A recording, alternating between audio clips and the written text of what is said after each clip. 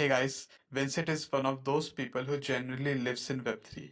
From being a physics teacher in the Netherlands to leading the Peaq Ambassador program at EOT Labs, he's been bridging education, tech, and community in a way that other fields live.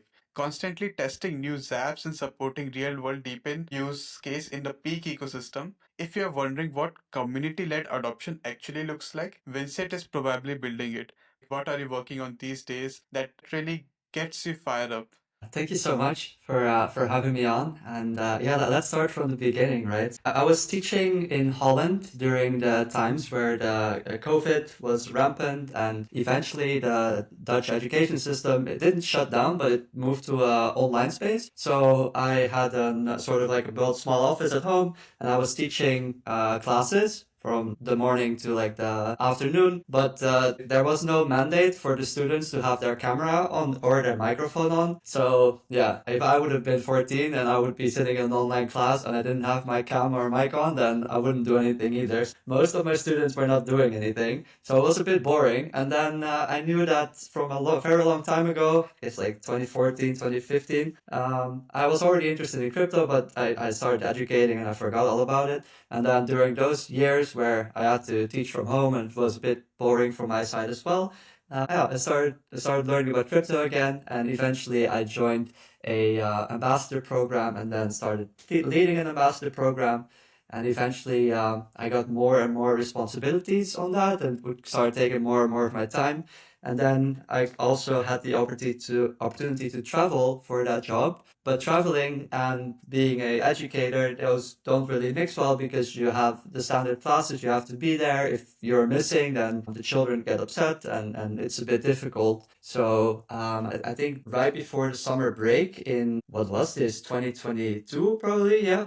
I was called into the manager's office and he basically said like, hey, we see that you are really excited about this and that you want to do a lot of stuff in this new space for you, but you do have to make a decision because we cannot allow you to just not skip classes, but like cancel classes and travel every month, and it will not work. So then I made the decision to stop teaching, or at least in the classroom setting, and I moved to a full-time position in Web3. And now I say that I just have a very big classroom of hyper-motivated students that are very smart and they just need some guidance sometimes. That's why I always say that I'm leading a program and not managing it.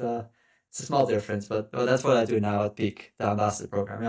So where do you find more motivated folks, like in the education or Web3? Oh, that's a good question. I think it's a little bit unfair. I would say Web3, but I was teaching 14, 15-year-olds, and most of them had sort of like a special needs education. So children that had really, really severe ADHD or really severe autism or anything in between, or any other things that made it difficult for them to excel at school. So there was a lot of motivation there, but maybe not for learning. Maybe they want to become a soccer player in Holland, or they want to become a dancer or a music artist, and that's what they had motivation for. And then I was just there to teach them physics, which for some children that was really fun, but most of them didn't really care about physics that much. So there was a lot of raw motivation there, just not for my subject, I guess. Absolutely, like you have been doing amazing work. So Vincent, like if I can see, you have worn multiple hats, like from educator, tender, advocate, and ambassador leader.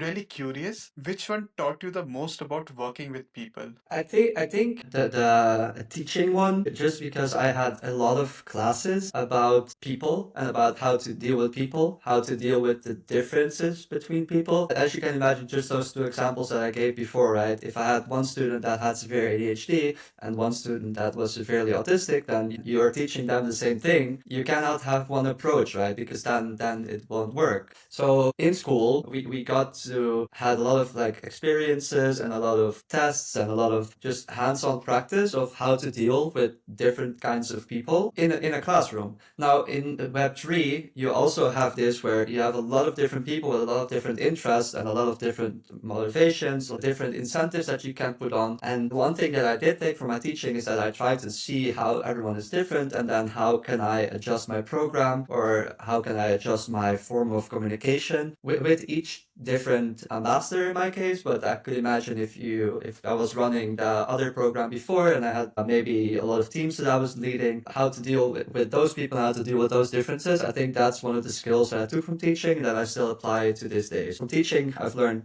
a lot of things on how to deal with that. Moving forward, you have been contributing to the Peak ecosystem. So can you please guide us or give a walkthrough that how the ecosystem look like and what kind of problem it's solving, like keeping machine and people together? Right. So I've been with Peak for a little over 6 months now, and I must say that in terms of growing the ecosystem, my contribution was probably at a minimum. I mean, these people on the team that have been working on this for, I believe, 7+ years at this point, always with the same vision, always with the same goal. And now that they've built all of this foundation, we can now finally start to see the results of that. So in terms of how they set all of this up, probably you'll have to do a podcast with somebody else on the team, and you could get them in contact, of course.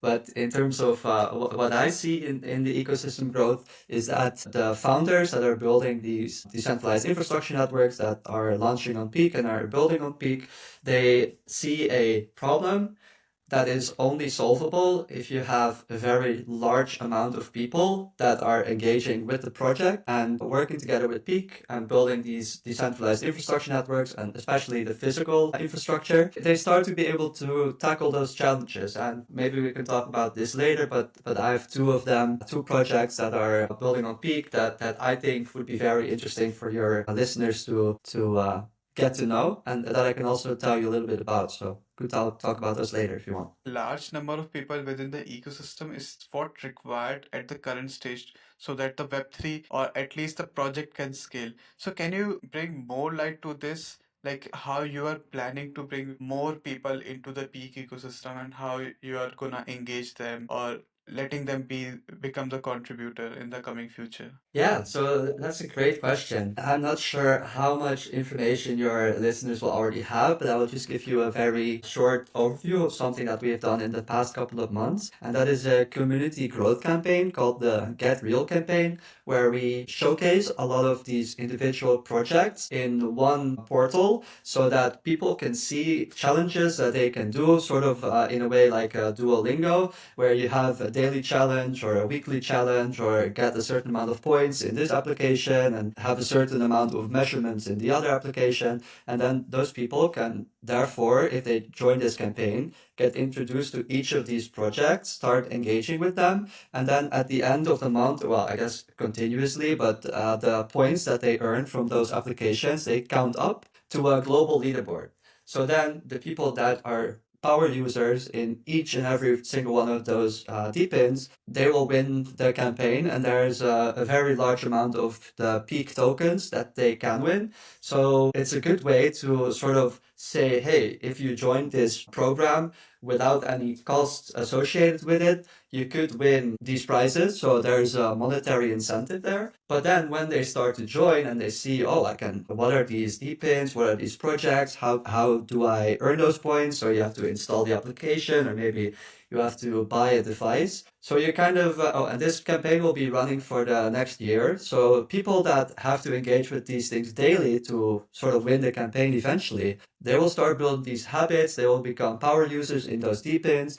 They might find friends in those DPINs in the communities, and they might start to engage with, for example, an ambassador program, or talk to other people to see how they can maximize their allocation of the tokens and win more. So I think that is a really, really cool way that we are pushing mass adaptation, whereby if any of these projects promote the Get Real campaign and people join from that funnel, then they will also discover all of the other projects. I think we had over 50,000 people that were engaged in the campaign, and I could imagine that will only continue to grow in the upcoming seasons as now people see like, hey, there is big rewards to gain. So I hope when the season 2 starts, I think it's not announced when that will be yet, but I assume we will get an announcement in the upcoming weeks about it. I would invite all of your friends and all of your listeners to join that campaign and come check it out. I've also been the part of the Peak Ambassador program, And honestly, I can say it's one of the most efficient because we have certain kind of automation tool. I will just not tell you from my mouth. I really wanted to hear more from you,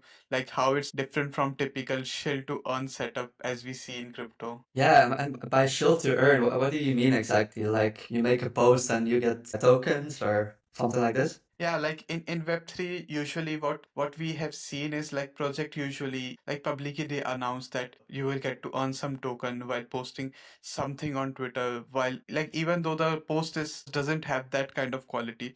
So how we are solving that problem and how it is not in the peak ecosystem. So really curious. Yeah, so to give you a little bit of a background, the program was already existent before I joined, but the person that was leading the program was also doing a lot of other stuff, especially the events. It was really, really cool events, and for her it was just a little bit too much to do and run the program and run the events. So she does the events now, and I got brought on to do the ambassador program. So when I joined, there was already a big number of ambassadors.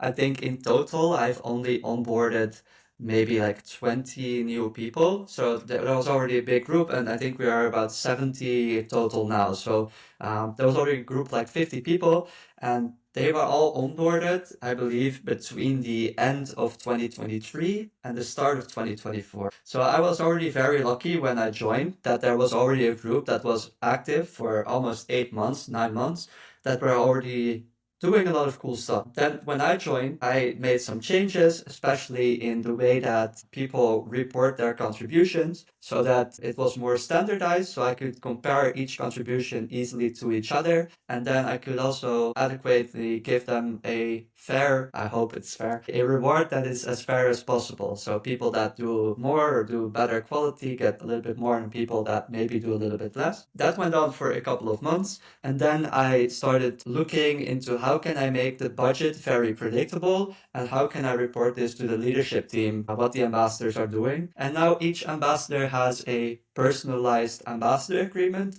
that basically says if you do these tasks that you are good at. So I looked at what each ambassador was good at. If you do these tasks that you are good at, you will get this reward for it. Therefore, it's for the ambassadors very predictable of what I expect from them to do. And for them, it's very predictable as well that if they do those things, how much tokens they earn in a reward for that. So in a way, some people still do shield to earn, but in a very different way, right? Like our ambassadors are very involved with the projects that they write stuff about. A lot of them also say to me like, hey, I see that there's a new announcement, but I don't know enough about this project yet, so I will not make a post about it. Or, hey, I am very involved with this Peaq project. Is it okay if I write something about those things? So I think they have a very diverse community as well. Some of them are active in specific languages. For example, shout out to the Spanish community and the Italian community. Those are like really big in Peaq.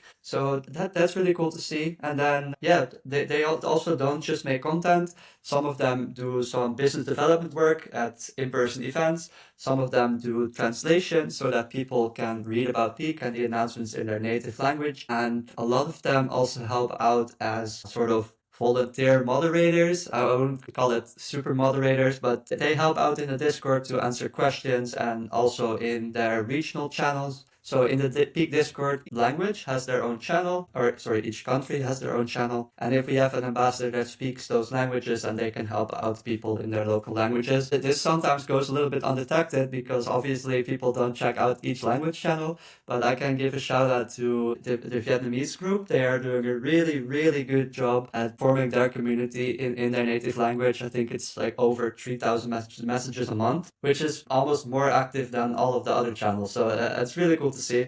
So yeah, I think that's an answer for you. I've personally been into the program. Like, it's easy to navigate the resources and it's easy to contribute, like, even if you cannot commit lot of time into the program. So that's the one structure I honestly like it. I really wanted to know, like, there must be like many challenges like curating the group of 80 people. So how did you manage it? What were the challenges and how did you tackle to curate such group? Yeah, that's a good question. So, as you know, I've been doing this job for almost 3 years now, and I think each ambassador program lead runs into sort of like the same problems. Yeah, during all of my time at the Graph and all of my time at Peaq now, I've had a lot of time to think about like what are the repetitive tasks that I just have to do that take a lot of my time. And when I was with the Graph, my previous ambassador program, we had a lot of people working on the program. So a lot of the repetitive tasks, we could just do them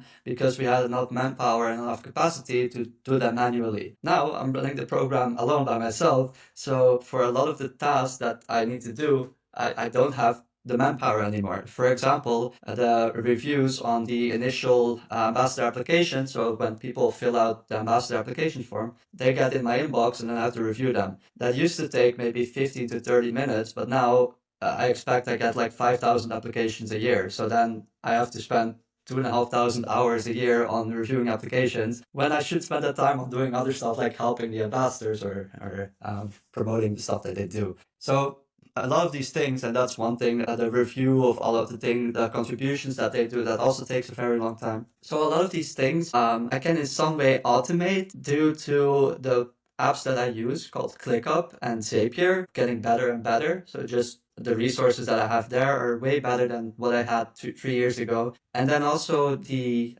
growth of AI, right? Like the AI conversations are getting smarter, which means that if I have things that are very standardized, for example, a question about the personal motivation for somebody to join the ambassador program, I can give ChatGPT a prompt that says, hey, you are a reviewer. This is the answer that people gave. Give me a score from 0 to 2, if it's good, if it's bad, okay, or good, and give me a reason why. And then, for example, that I can do with all of the questions in the form, and then I can count the numbers up and I can sort of do an initial review on the application. Of course, you would still want to have a conversation with these people. Let's say they get rejected and they want to improve their application. But that's just one of the things. And I can do that with a lot of the email conversations that I need to do. For example, in the past, if somebody did a nice contribution, I would write them an email saying, hey, good job, this is the amount of tokens that you get. Now I can just, in my status in ClickUp, I can just drag it from contribution review to approved. I have filled out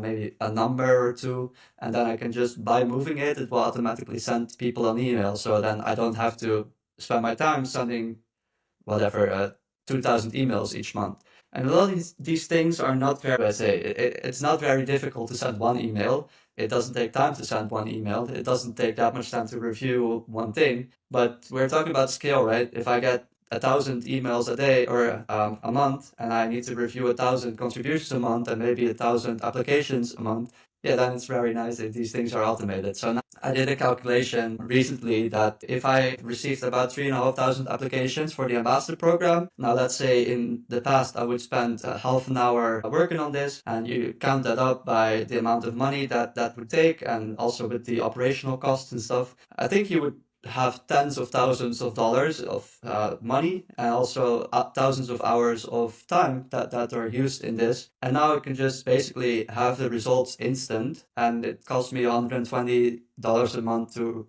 run these automations. So by making things more effective and more optimized in the automation, I can have a lot more time to do the things that I actually like doing, which is talking to the ambassadors, seeing how I can help them out with their contributions, showcasing those contributions to everyone else, and finding the best people to bring on board to strengthen the group in a way. So yeah, by having all of these automations, it makes my job a bit easier, and I can also spend more time to do the things that I like doing. So, Vincent, like if we talk about go to market for Peak, like what does the team behind the scene look like and how do you coordinate builders, contributors, and the community? Right. So I think we could do a little bit of a better job with the builders. I think we focused more on the founders in a way, because we are working with more projects than that are already maybe making a product to help them scale it up, and maybe not going to that many hackathons or stuff like that yet. However, I did go to a hackathon a couple weeks ago where a DePIN project won the first prize, and I showcased this to the team as well. And I think there will be a lot of plans, maybe not this year, but 2026 definitely, to have a more in-person presence at these events and talk to developers and bring them on board. So I think the team behind Peaq is really cool in the sense that it is a layer one, so everybody can build on it. It's free to, or everybody can do it. But the amount of support that we have for different parts of building a DePIN like this, for example, the ecosystem growth, maybe some ideas on like the tokenomics behind your project or stuff like that. I believe the Peak team is in contact with these other teams to help them out wherever they need it, and in a way that is very hands-on. So it's not like, oh, I want to build on Peak. Okay, that's good. Go ahead. That's also fun. But we try to help out the teams building on Peak a lot. And what I have noticed in the short time that I've been with the company is that there's a lot of interpersonal connection between the founders and maybe the more senior people on our team. It's not just the projects, also the people that we work with that, yeah, everybody seems to get along very well, which I've not seen with the other companies that I worked for. So that was very, very nice to see. And in that regard, the community as well, we have those 60, 70 ambassadors helping out with the different parts of the community. But in general, we have one community manager that does a call every week to showcase all of the news and all of the things happening and answering questions to the community. We have AMAs with the founders of Peak every month in the Discord. So if you want to check those out, you should join the Discord as well. DePIN joins the ecosystem, or a team has a really big update or like a TGE or like a big launch. Then we also do AMAs on X. So if you follow the Peak X account, you will find those there. So in general, I think we have about 3-4 public calls a week that showcase all the stuff that we are doing to the community. And then we also have a presence on many events. Maybe we're not sponsoring many, but we have people on the ground everywhere. So if you have a big event, probably there will somebody from Peak will be there. So just reach out to us and we can see if we can link you up. Can you share some of the projects building on Peak? Yeah, sure. So I got two of them that I thought would be nice to showcase just because they're easy for everyone to understand. One is called Silencio, which is a app on the mobile phone that uses your microphone in the phone and the location data on your phone to do measurements of the decibel levels around you, and then it puts that on a map. So it doesn't like record what is actually being said. It just records the levels and where you are at. So then you just take your phone, you go for a nice little walk every couple of hours, right? Just to take a little break. And then you get points for that. And then each once in a while, you also get the SLC tokens. So you get tokens as a reward for doing those measurements. Now, I checked this morning on their website and they have over 1 million sensors. So over 1 million people have used the sensors in their mobile phone to record this data. And you can imagine that if enough people do these sound measurements,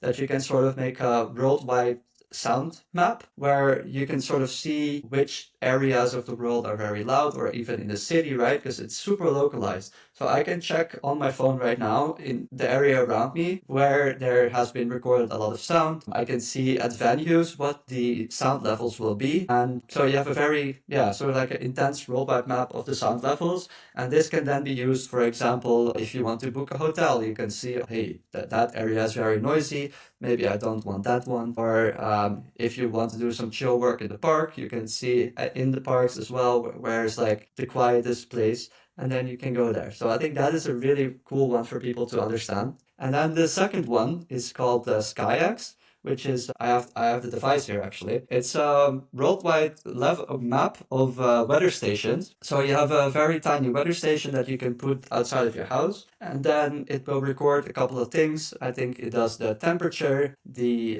pressure around us. It records the wind speed. And I believe I am forgetting one of them, but it records a couple of things. And then a lot of people bought these devices. So now, for example, if you go to the SkyX website and you check Holland, which is where I live, we have those about 80 weather stations in Holland, in the big cities and around the big cities that are measuring all of these things in real time. And then people can use this data to create really, really accurate weather maps. And now, I would say in Holland, this is not a super important use case because in general, the weather in Holland is pretty stable and nothing crazy happens.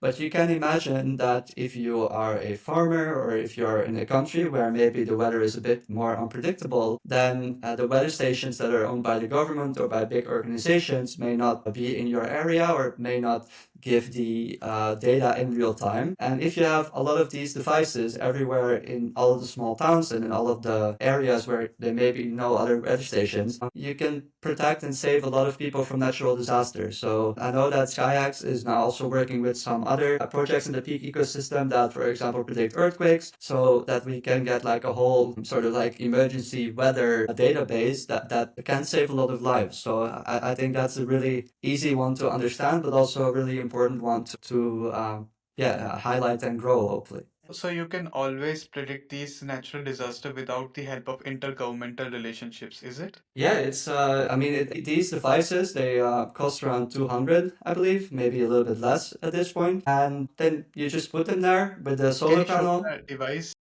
Yeah, yeah. Yeah, yeah. So, I mean, I don't really know how to describe it. Also, this should turn on the device, but this one is broken. That's why I have it inside of the house. But yeah, it checks the wind, it checks the temperature, it checks the density of the air. And then by having this on, you get points in the SkyX application, and they also will probably account for the get real later on. So you get those points, and eventually, when there is a TGE, you will get tokens for all of the data that your device produced and that you shared with everyone. So it is a little bit of an investment upfront of these devices, but then in the end, you're helping out this project, do amazing stuff, and you will get a reward for it in tokens that you can then potentially sell for real money, right? Let's wrap the podcast. Like we have already covered a lot about you, the peak ecosystem, how you're managing the program. So I'm more curious and very much into what's your vision, like how we can improve the traditional education with the power of crypto. Right. So I think one of the things that was lacking when I was a teacher, and I hope it's not the case anymore, but how slow technology was being introduced back then, I assume this is still the case. But a lot of the flaws in education is that, like I explained earlier, that sometimes the subject is just not very interesting to people, right? So if I could maybe like do a class in physics about velocity and somebody is really into soccer or football, then I can tell them, oh, we are going to calculate the ball traveled this distance in this time. Let's calculate the velocity, right?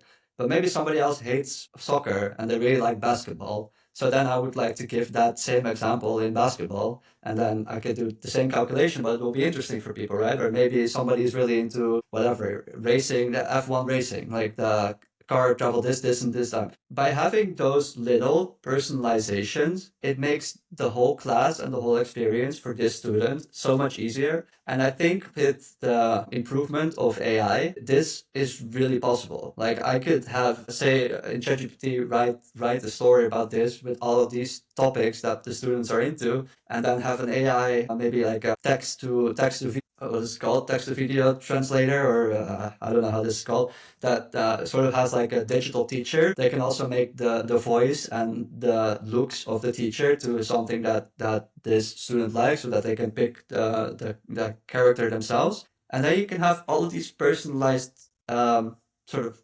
classes in about the subject that the student likes by a voice and by the appearance that the student likes. And they're all learning the same thing, but in their own personal way. And I think that is something that I hope would be introduced and people are already doing, but I assume this is not the case yet. But I think this is something that is really interesting.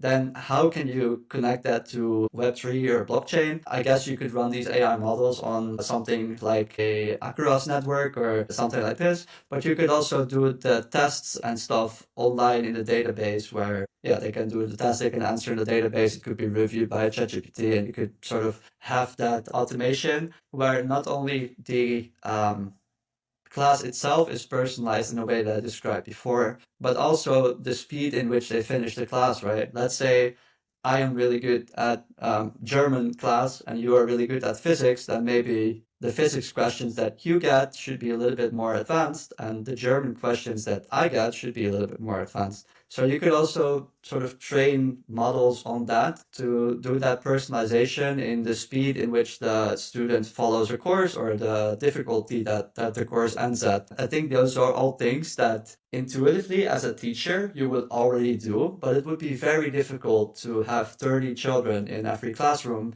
and then do this personalization for each and every one of them because you just don't have enough time to do it. And I think that's something that AI could help us out. Thank you so much, Vincent. Really nice to have you. Yeah, no worries at all. Thank you so much for having me. And I think you should do this with some more people in the Peaq ecosystem, and it'll be fun. Yeah, definitely. I'm more open to it. Cool. Yeah. Thank you so much.